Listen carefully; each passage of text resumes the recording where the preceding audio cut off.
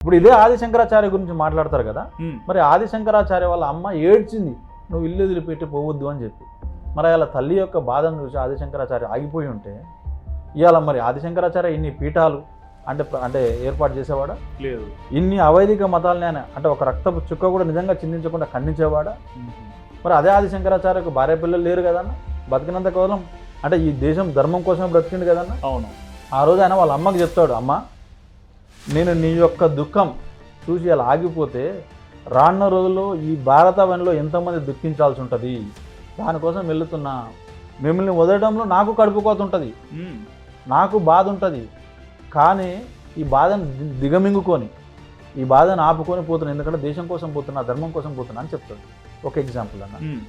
రెండవదన్న, రామకృష్ణ పరమహంస దగ్గరికి కూడా స్వామి వివేకానంద వాళ్ళ అమ్మగారు వస్తారు. వచ్చేసేసి అయ్యా నా కొడుకు మీ మాట తప్ప ఎవరి మాట వినడు, నా కొడుకు ఎప్పుడు చూసినా కూడా నేను కాషాయం ధరిస్తా అంటున్నాడు, నేను సన్యాసిని అవుతా అంటున్నాడు, ఏందో సనాతన ధర్మం అంటున్నాడు, నా యొక్క ధర్మం గొప్పతనం ఈ ప్రపంచానికి చెప్పాలంటున్నాడు, పొద్దున్న లేస్తే దేవి అంటున్నాడు.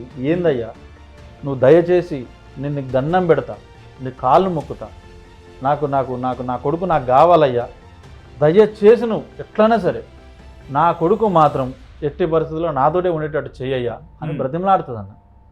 బ్రతిమలాడితే రామకృష్ణ పరమహంస ఉండి, అమ్మ నీ కొడుకు కారణజన్ముడు, నీ కొడుకు ఒక తల్లి కోసం పుట్టినవాడు కాదు, ఈ దేశంలో ఉన్న అందరి తల్లుల యొక్క కడుపు కోత తీర్చడానికి పుట్టిన వ్యక్తి, నీ కొడుకు నీతోనే ఉండాలనుకుంటే అది స్వార్థం అవుతుందమ్మా, అట్లా అనుకోవద్దు తల్లి అని చెప్పి చెప్తాడన్న.